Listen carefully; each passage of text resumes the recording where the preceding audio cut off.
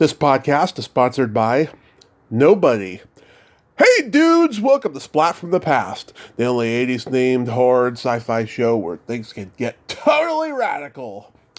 Now today I will be welcoming a multi-talented, legendary actress, comedian, performer, dancer, and I am talking about Marilyn Sokol. Marilyn has been in some great movies, and she's had quite a career. She was in The Goodbye Girl, and she did the voice of Ma Otter in Jim Henson's Emmet Otter's Jugband Christmas. They are both celebrating their 45th anniversary this year, and I am so excited. She was also in Foul Play, The Last Married Couple in America, Can't Stop the Music, Crocodile Dundee 2. She has done a lot of theater and has won awards. She was a member of the Ace Trucking Company alongside another guest of mine, Mike Mislove. And she also used to do mime, and she was there during the late 60s, mime boom in San Francisco, my hometown. And she's just done so many great things, and it's going to be a great conversation today. I've been trying to get her forever, and Susan DeManti connected us, which I am eternally grateful for. Thank you so much, Susan. I appreciate it so much, and I'm so looking forward to this conversation. Oh, and I also forgot to mention, Marilyn also accidentally mooned on The Tonight Show back in the late 70s. Gotta bring that up as well. Also, rest in peace, John Lennon. It's been 42 years, but it's never too late to say rest in peace to a great singer-songwriter and legend of rock and roll. Rest in peace, John Lennon. So yeah, here is my interview with Marilyn Sokol. Hello. Hey Marilyn, welcome to the show. How are you today? I'm fine. How are you, Tommy? I am just spectacular. This is such a great honor. Thank you for taking the time today. Sure, of course. So, going back in time, did you gravitate toward acting early on in your childhood? Immediately. Mm-hmm. I was performing on the street in the Bronx all during my toddlerhood. Mm-hmm. I was singing Ain't She Sweet and everyone called me Sarah Heartburn.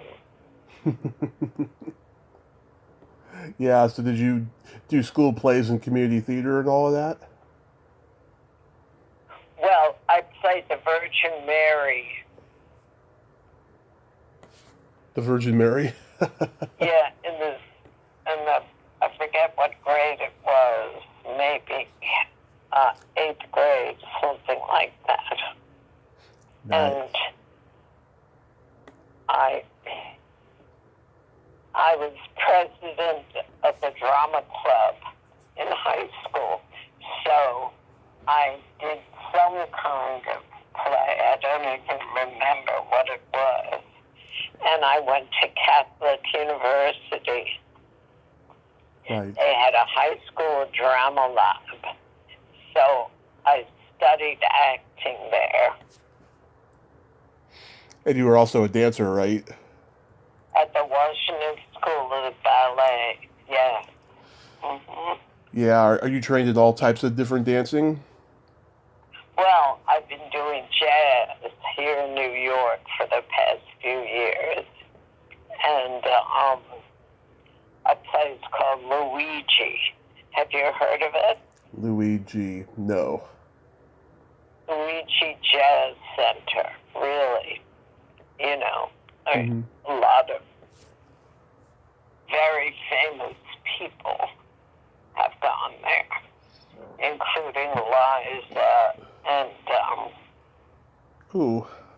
Ben Vereen and all kinds of people. A lot of Broadway dancers went to Luigi and still do. Mm-hmm. You're born in New York, you're raised in Maryland and D.C.? Exactly. Born in New York, and I was raised in the Bronx till I was 6. But then we moved because my father was in the government. We moved to, he was employed in Washington, but we lived in an apartment initially in Maryland, and then we moved to a house in D.C. Wow, that must have been exciting growing up. Well, considering we missed our friends and relatives in New York, I don't think it was exciting. Washington at the time was really just underdeveloped. It wasn't until the Kennedys came in that Washington developed a sense of sophistication and culture, you know. Yeah. So after high school, you attended NYU. Did you study acting there? I majored in Spanish literature and art history and theater. All of it. Did any of your classmates go on to become successful in acting? No, just me. Were you there at the same time as Scorsese? He went downtown. Okay. I was uptown. Okay.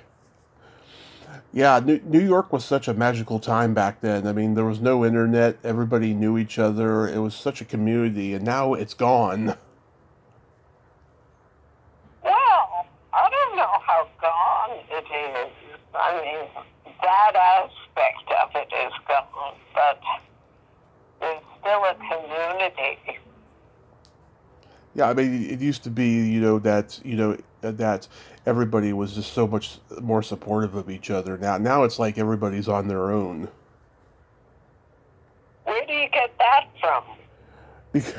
Because it seems like the internet has made everyone so selfish, in the last 20 years. Well, I'm not sure that that's true, Mm-hmm. I'm not sure at all. So in 1966, you make your professional theater debut alongside Jose Ferrer. And what was that play called? Man of La Mancha. Man of La Mancha, right. How did that feel to be on stage with such a legend? Oh, it was a brilliant experience, and he was a true leader of the company. He was a great raconteur, and he kept us all entertained, and he had stories, and he himself was just a great character, aside from what he did on stage. Yeah, he seemed like he was just very passionate about acting, and he wasn't hung up on being a star. Well, I don't think very many people during that time were hung up on being stars, Yeah. Did you get to travel around and stuff during that play? We went all over the country. Mm-hmm. All over, and ended up in California. Was it a lot of fun? It was, yes. Yes. We played LA. I think we opened the what was it? The Mark Tabor Forum. It was a very big deal. You played a belly dancer in it? Yes.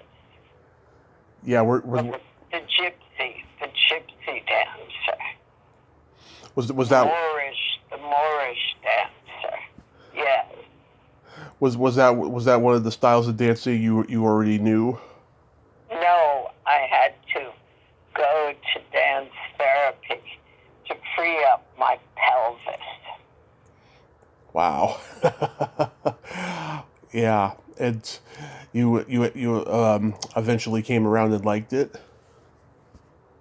Well, of course I liked it. I loved working with Jose and Harvey Limbeck. Harvey played Sancho Panza. You know, it was great. Did Harvey Limbeck already have his improv training in L.A.? I think so. Was it improv or did his son do that? I think they both did it, but like Harvey Limbeck, so many people I know trained with him out in L.A. when they first got there in the 70s. They were in there with like Robin Williams and John Ritter and Penny Marshall and all of them.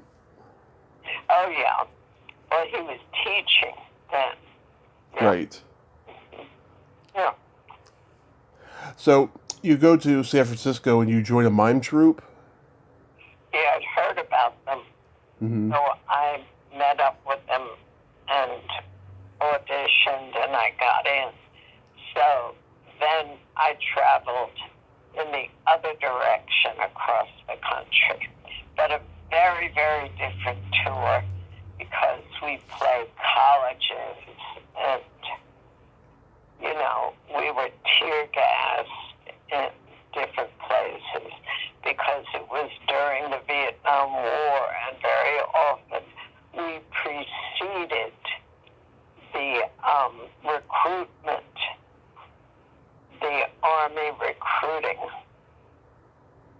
We were anti-war. Right. You know, we were tear gassed in Madison, Wisconsin, and somewhere in Oregon, I forget which place, you know. Mm-hmm.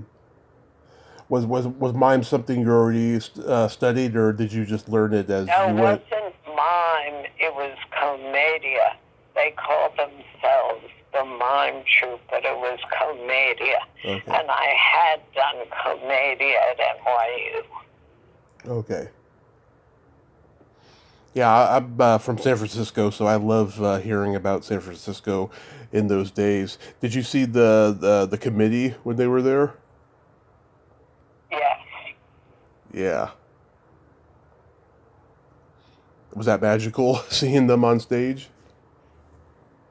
Well, it was great. I had already seen Second City, Mm-hmm. you know, so in a way the committee was a younger version of Second City. You know. Yeah. Yeah. Did you guys go hang out at the Fillmore? I went there once or twice, but in New York, I went to the Fillmore East, and I saw Janis Joplin, and I saw, what was it, different, Janet, what's her name? Joni Mitchell? Laura Nero. Oh, yeah, Laura Nero. Laura Nero was great. Joni Mitchell was later than that. Yeah. You probably saw Santana and Mountain and all those guys, too. They weren't playing during the time that I was there. Oh, okay. You later joined the Ace Trucking Company. Yes. I've talked to Mike Mislove. He's trying to connect me with Billy Saluga. Sure. Yeah. They were my friends. Yeah. How did you find those guys and connect with them? How did I find them? Yeah. Like, how did you meet them? Well, I went out with Michael. Mm-hmm. A little bit. And so I met Billy through the group, but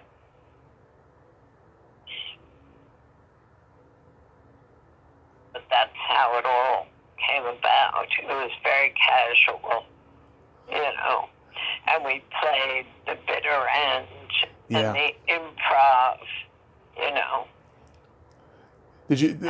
And what were you saying? I'm sorry, Tommy. Oh, I'm sorry. Go ahead. No, you go.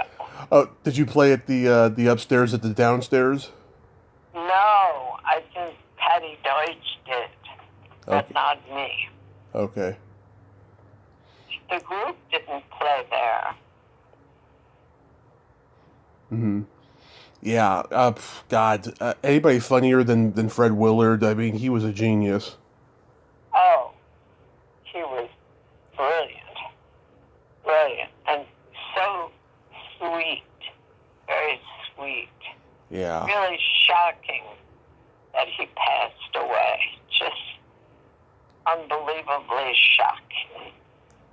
Yeah, I've heard nothing but good things. He was just so kind, The warmth that he exuded on screen was basically what you saw, But he was so good at playing dumb on screen.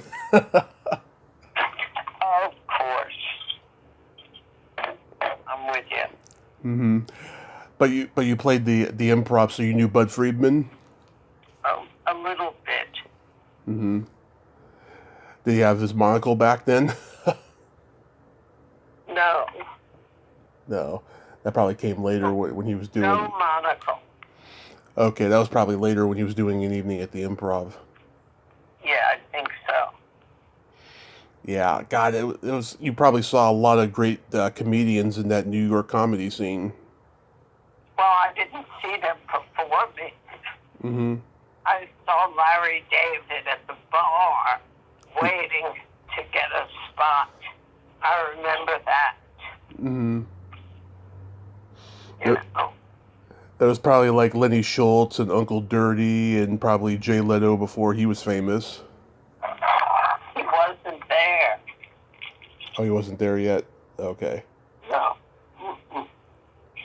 I saw a clip of you on the Tonight Show. You were doing a bit, and then as you were exiting the stage, you mooned the audience by accident. No, it was actually during a song. Chicago. I was doing a character. And in clubs, I would always lift my skirt at the end of the song. Right. But because of the electricity in the air and in my clothing, it was, highly air conditioned. And the dress was synthetic. So when the skirt went up, stayed up. How did you see that? I thought they took it off the internet. It's on YouTube. Really? Yeah. That's good to know. Yeah. Was Johnny mad though? No, but I had to negotiate with the censor every time I did the Tonight Show after that. You had to negotiate. Yes. Yeah. Yeah. I mean, God, back in those days, I mean, imagine now, people would probably be really up in arms about it now.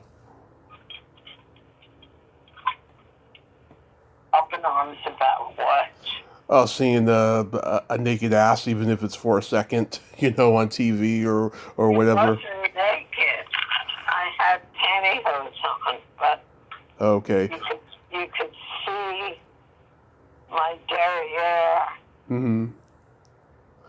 underneath the pantyhose. Yeah, I think it was blurred out when I saw it, so I just assumed it was naked. No. But it's interesting that Drew Barrymore, yeah, did that with Letterman. But, we once saw one another on the street, and she referred to it, and Yeah, I remember seeing that the night that premiered. I was old enough to remember seeing when Drew Barrymore did that. I was like, wow. I was like, wow, she's never coming back again. But yet she did, like a year Of later. course she did. Yeah. Well, I was a kid at the time, so I didn't know any better. Um, They loved it. They loved it. yeah, I found that out later. So, how does Sesame Street come to you? Well, I joined a workshop with Jim Henson, Hmm. a Muppets workshop. And it turned out that he loved my voice, and I did many singing and speaking Muppets on Sesame Street, but I was a lousy manipulator, puppets, lousy. And but for a number of years I was used, and I was Ma Otter, as you know, on Emmet Otter's Jugband Christmas. Yeah. We recently lost Bob McGrath. What can you say about him? I didn't know it. I didn't know the on-camera people. Oh, okay. I knew Joe Raposo, the composer, Hmm. and Chris Surf, one of the writers. Hmm. Yeah, you did that for what, 5, 6 years? Who? You on Sesame Street. Me, all during the 70s and Yeah. some of the 80s. Hmm. Was it a good gig overall? Well, sure, it was great fun. Yeah. And we recorded it in an iconic studio, Media Sound, on West 57th Street Hmm. in Manhattan. It was great. But I wasn't around for the on-camera people. I tried. Hmm. I tried because of the money, but they said I wasn't third world enough. Yeah. You probably at the time didn't think the show was going to go on as long as it has, right? Oh, I thought it would, actually. It was so popular, and Jim was so gifted. Yeah.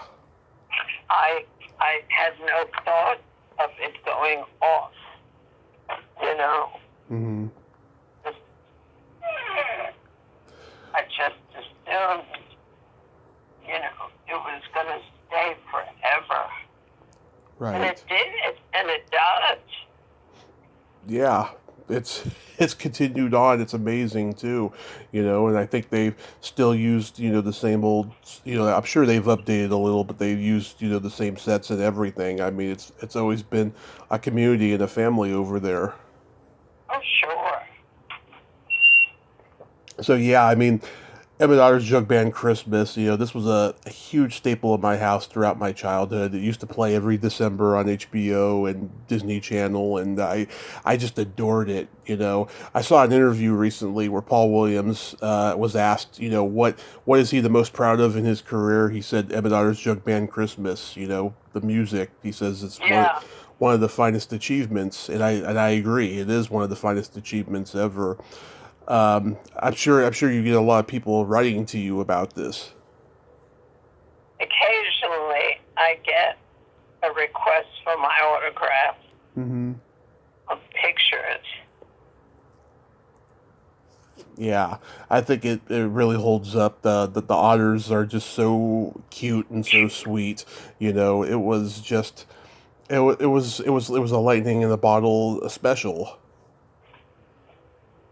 Just beautiful. It's really, really beautiful.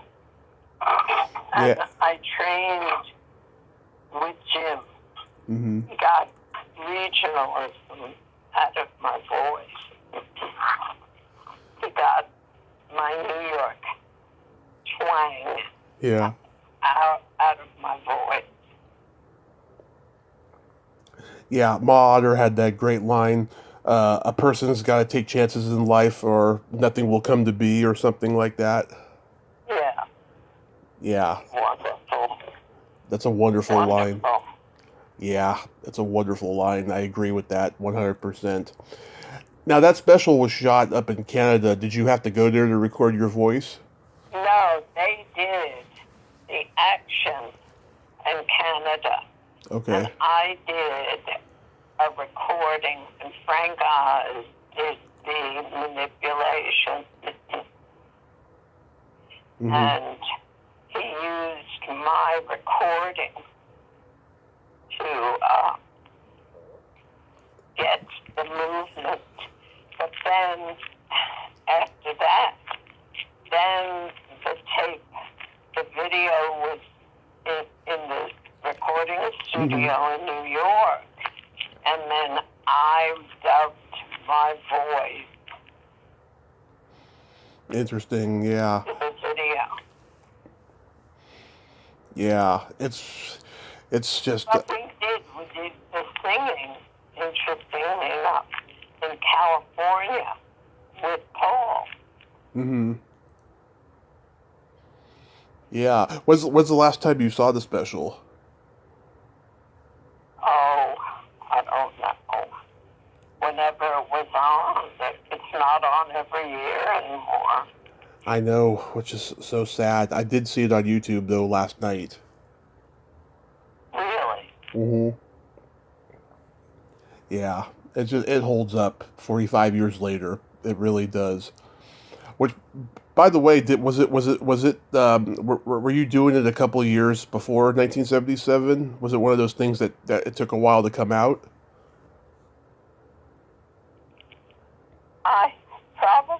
They had to edit it and stuff. I don't know. Probably we started in 66. Yeah, because it said it came out in 77, and I was watching it in the late 80s and early 90s on HBO, and then Disney Channel once HBO stopped playing it. Yeah, it's just a great special. There's no other way of putting it, you know. I tell everybody to go watch it because it's so wonderful. Tell me about working with Woody in the front.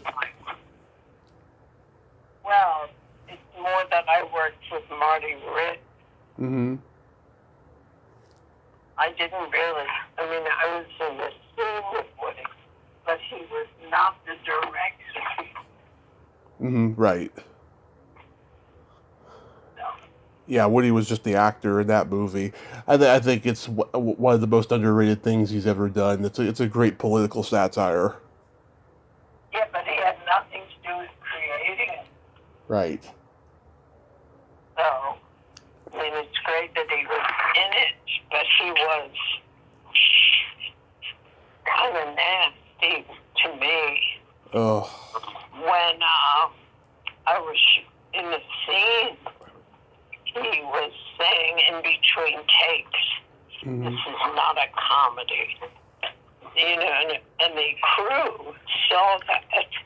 They saw that he was not very welcoming,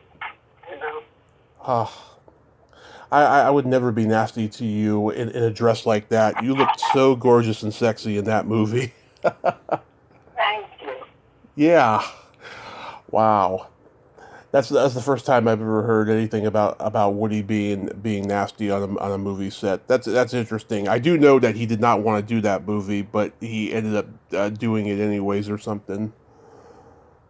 Well, it really is one of his standout achievements. Right. And the best movie on blacklisting that there is, I think. Yeah. I know it's even more prevalent today. With the cancel culture and all of that stuff, which is crazy. It continues. They always think of new ways to do a blacklist, I feel. Well, sure. It's a wonder I continue to work I moved by accident on the Tonight Show, you know? Yeah. Then comes Neil Simon's The Goodbye Girl, one of my favorite movies of his. How was that experience? Well, I had a bigger role, Mm-hmm. but a friend of mine, David Matthau, Walter's son, Mm-hmm. was in the editing room, and he explained the reason why I was edited. The big part that I had was edited. Mm-hmm. Because I was too funny. I've heard stories like that about people being cut from things because they were too funny and they like upstaged the star or something like that, which I think is complete bullshit. Well, you think that because you're a comic. You think that, but Yeah. you know, that's not what they were thinking. The thing that I felt bad about was my billing was good, Mm-hmm. but yet I was in it fleetingly in the end, and that upset me. Yeah, considering it was such a great movie, you know, and it was such a big hit. It was a great movie, and Richard was so good in it. Mm-hmm. Yeah, I love the scene where Marsha Mason catches him chanting naked with while he's burning incense. She's like, "I thought you were decent," and he's like, "I am decent. I am also naked," and he starts chanting. That's a great. Well, That's a great scene. I knew him before, Yeah. and he was just always a very talented, smart fellow. Very smart. He's an intellectual, you know, the way he speaks, he's very articulate. Very. And he's very passionate about politics too. I talked to somebody last week who told me when they were making Close Encounters of the Third Kind, they were shooting in a very segregated southern town, and there was a Ku Klux Klan rally near where they were shooting, and Dreyfus went to it to stir things up, which is not a good idea in those days, you know. It's not good any days, I think, but that's just how passionate he was. Well, yeah, he was just very political, very active. Mm-hmm. What do you remember about working with Herbert Ross? Oh, what an honor. It was so great. Broadway legend. Really great. And his wife, great choreographer. Yeah, did you work with her on Broadway? No, I did not. Yeah, they were like a team in a way, you know. He directed, she choreographed. Yeah. One of my I worked in Man of La Mancha with Jack Cole. Right. He was a luminary. Mm-hmm. And he'd worked with Herbert Ross and his wife. I didn't work with his wife. I worked with her. I see. One of my favorite comedies of the 70s is Foul Play. I've talked to a few other actresses that were in it. How was working with Goldie? Oh, it's great because we grew up in the same neck of the woods. Mm-hmm. She went to Montgomery Blair High School, and I went to Coolidge. She was in Maryland, and I was in Washington. But we had some friends in common. Yeah. And she was adorable, just adorable. Yeah, that scene is just hilarious. The way you whip out those sex toys and lube in a library. And there's those two people there watching. It's a great scene. Yeah, well, it was, you mean, what was this? The beeper and the knuckles, the brass knuckles, and what else? I don't remember. Yeah. It was the alarm, the brass knuckles, and so that's not sex toys. Oh, okay. For a long time, I thought they were. No, I was not very experienced in sex toys, but Okay. I knew that they weren't sex toys. Anyway,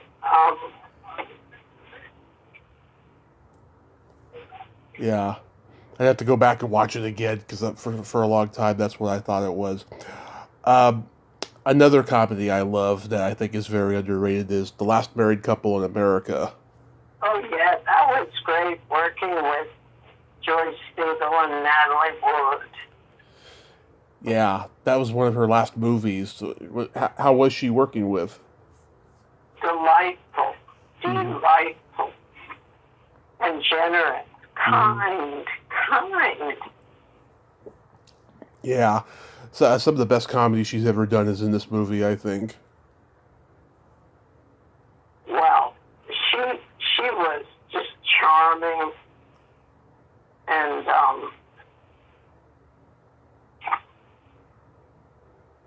her husband was around also. Robert Wagner. Yeah. Mm-hmm.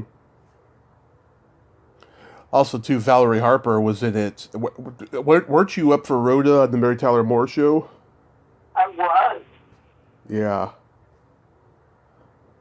Do you wish you had gotten it? Of course. Yeah. But they said, the director, writer, Mm-hmm. said I was too right. Too right? Too right. R-I-G-H-T. Right. Yeah, no, I think you could have done a great job with it. I can't imagine you wearing that thing she wore on her head, because your hair is very thick, I don't know, maybe they wouldn't have had you worn it, who knows, but I think you could have done a good job. Thank you.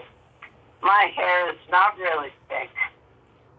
It's a lot of hair, but I can always get it in any hat, because it's thin. It's not coarse.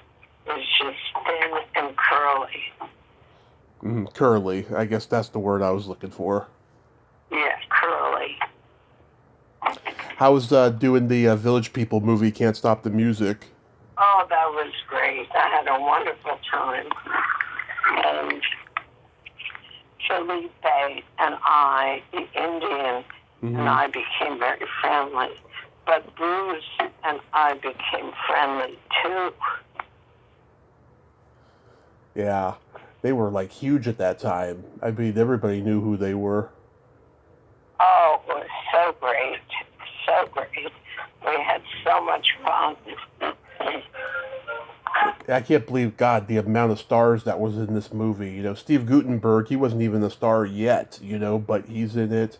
And, oh my God, Valerie Perrine, Paul Sand, Tammy Grimes, Bruce Jenner, back when Caitlyn Jenner was Bruce Jenner. Jack Weston, Lee Taylor Young, great cast there. It was really terrific. My earliest memory of you was when you were in Crocodile Dundee 2. Yeah. Yeah, you had that great scene when you ask her, what's he like in bed? And she says, I don't know, he still sleeps on the floor. Yeah. Yeah. Yeah.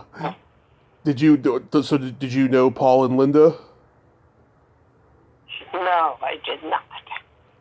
I auditioned and I got it. Mm-hmm. So it was an auditioning process. Yeah. Pardon me? So it was just a standard auditioning process. Sure, exactly. Yeah, that little scene there, that was pretty funny, and you look very beautiful in that scene as well. Thank you. Aren't you kind? Thank you. I'm genuine, is what I am. Thank you so much. Yes. Yeah. How about making family business? Oh, I had not known him in the biblical sense, but I had known Dustin previously. So that was great. That was really, really great, you know. Mm-hmm. And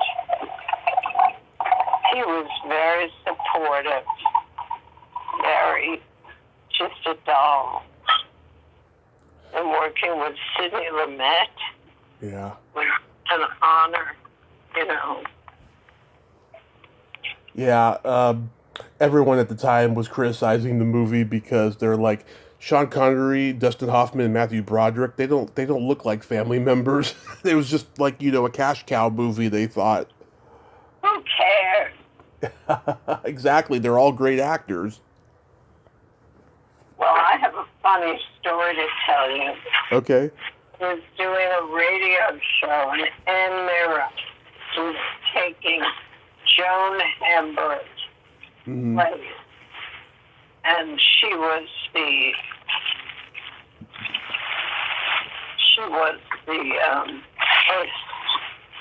host of a show, and we were speaking about family business. And at one point during the rehearsal, Sean Connery he was in they were on the break, and Sean had a cut on the set that he could rest on, you know, and he said to me, do you want to, this was on radio, do you want to lay down on my cot? And Anne kept saying, cot? He said, cot? Yeah. Now, the president of the station was listening in his car, and he pulled over, and because Anne made it sound as if I was saying something else, you know. Yeah. So I think she was taken off the air. Wow. Not sure. I couldn't. The times were very different then. Very, very different. Yeah. Right? I'll say, wow. Yeah. I mean, some radio stations now, they'll let you get away with certain vulgar words, right? But a lot of them don't. Well, I guess it depends on how much of an audience reach they have, you know? I think they had an older audience. You know, but yeah, so they probably the way his mind worked. Right. They probably got offended if there was an older audience too. I love when you were the therapist on Sex and the City. So did I. Yeah. Yeah, I love it when Sarah Jessica Parker says, I need a big dick, and you're like, oh, don't we all? Oh, that was Samantha, Kim Cattrall. Oh, was that Kim Cattrall? Okay, I got it mixed up. Yeah, but that was those were great lines. And she said, I need a big dick, and I said, as the therapist, I hear that. I hear that. And that became like a saying, from what I've been told, on the set all year long. Yeah. I hear that. Yeah, girl talk. Yeah. Yeah, the show was still pretty new at the time too. Yeah, I mean that show became super successful, like right out of the gate. It was the second year, the second episode. Nice. Yeah. God. And for about 2 or 3 years, I coached Kim Mm-hmm. on all her stuff. Nice. How about Man on the Moon? Well, that again was an audition. Mm-hmm. Did you know Andy Kaufman? I met him a little bit when I did the Dick Van Dyke show. Yeah. Oh, his 70s variety show? Yes. It was great. What a wonderful man. Yeah. Did you see any of Andy's antics when you met him? What do you mean? Had I seen them? Yeah, like everyone I talked to says he was always doing something nuts. You never knew what he was going to do. Well, I didn't know him that well. Mm-hmm. You know? So you met him and he was polite and all of that, and you didn't see anything crazy. Rather shy, actually. Yeah, I heard he was really shy. Yeah. You were in the remake of Mel Brooks' The Producers. How was that? Well, it was great. Mm-hmm. And I played the bag lady. Right. So that was fun.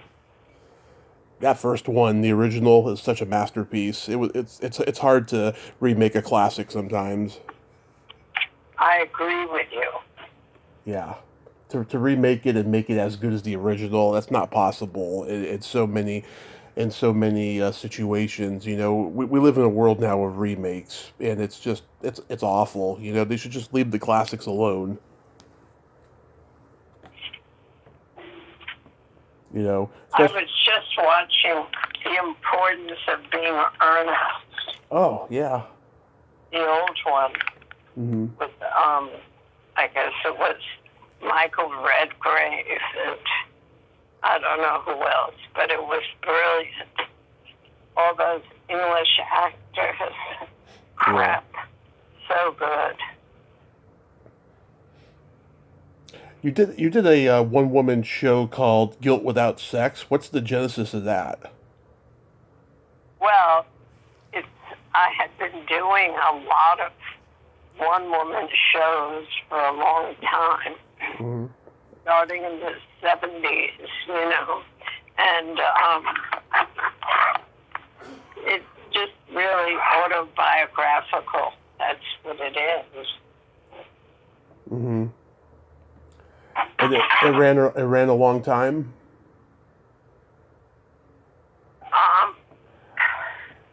You were doing it on stage for a long time. Yeah, and then I got conversations with my father, with Judd Hirsch, and so I stopped doing Guilt Without Sex. And then that was that. I haven't really been doing one-person shows. Yeah, it's an onerous task.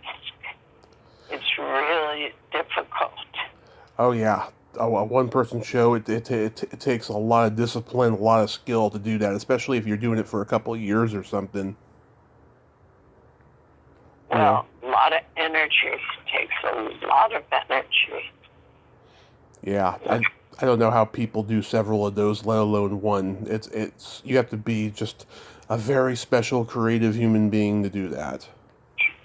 Well, you know who's great at it? John Leguizamo. Oh, He's so funny. He's He's pretty. just so talented. He's a very talented guy. Yeah, I mean, he can even do drama. Pardon me? He's such a talented guy. He can even do drama. Of course. Yeah, and he doesn't do enough drama. He should do a lot. I remember one of his earliest movies was Casualties of War, Brian De Palma war movie. He was so good in that. Yeah, he's really good and a sweet guy, too. Very sweet. So, do you have any upcoming roles or anything? What are you doing these days? Trying to get work. Yeah. Are you still teaching? Nope. No. No, I was teaching at a CUNY school. You know, CUNY, City University of New York. Oh yeah. In college. But I was in Old Jews telling jokes. So the chairman of the department, who's no longer chair, said to me, "How many hours a week are you doing that show?" And it turned out that CUNY had a cap on the number of hours you could work outside of CUNY. And I went over that limit.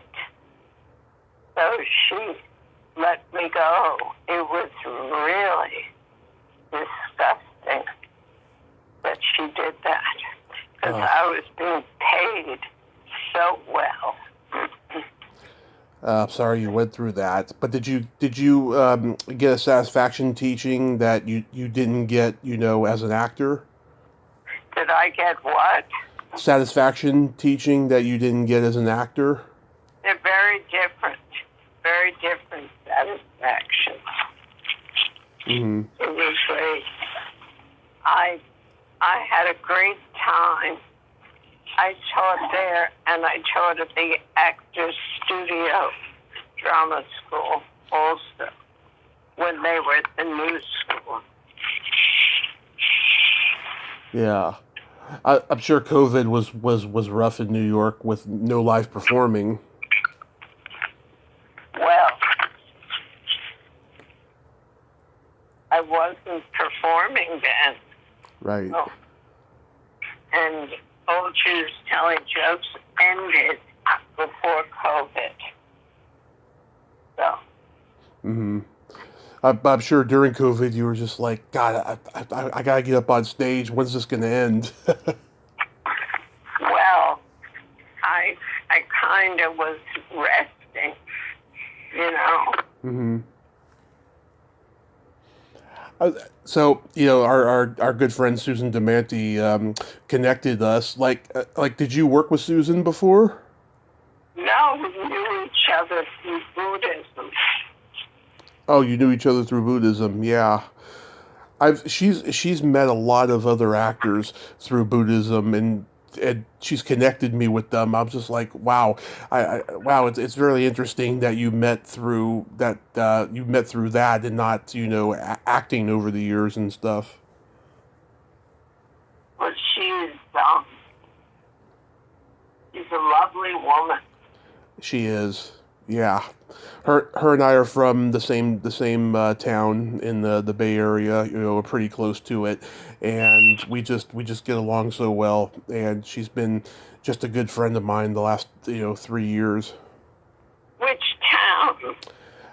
I'm from San Mateo, and she's from Redwood City or Palo Alto. Pretty close to there and stuff. So it's on the peninsula, and we really relate to each other in that way, and she's Italian and I'm part Italian, so. Which part of you is Italian? My mother's side. Yeah.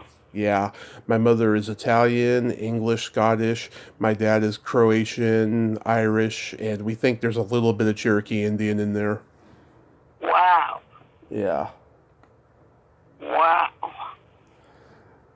Yeah, I guess I'm part mud, as they say. Your background is fascinating. Hmm. Yeah, we're pretty fascinating people in my family.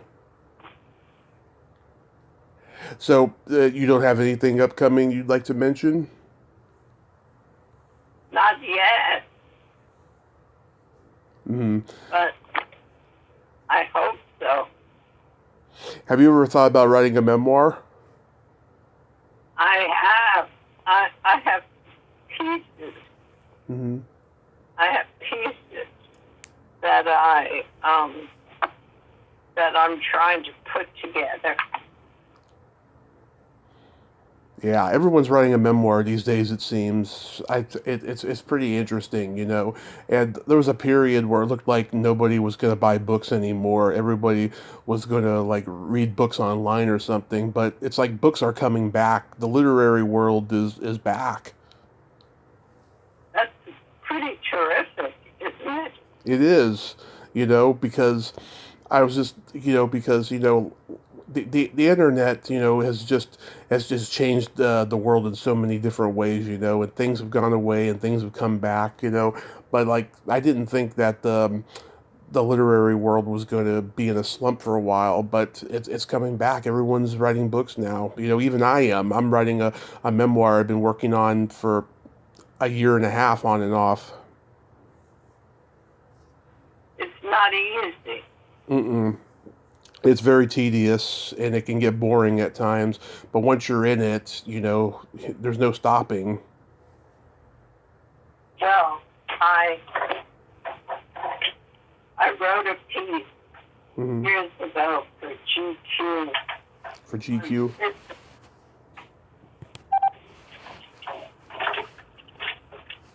So that's going to be in my memoir. Oh, the article that you wrote for GQ. Yeah, it's an essay. Yeah, on Inter- kissing. interesting. I look forward to reading that book when it's finished. Thank you. Absolutely. Marilyn, thank you so much for coming on today, and I'm glad Susan could connect us. I hope you have a happy holiday season and be safe out there. Thank you. You too. Be healthy. Thank you so much. Thank you for inviting me. My pleasure. You have a great day. You too. Bye-bye. Bye-bye. Well, there you have it. Marilyn Sokol. Ain't she a sweetheart? Interesting lady, fascinating lady, so damn talented. It was great having this talk with her today. Thank you, Susan, for connecting us. Well, until next time, this is Tommy Throwback Kovac saying there's no shame in living in the past because the present sucks. Later, dudes.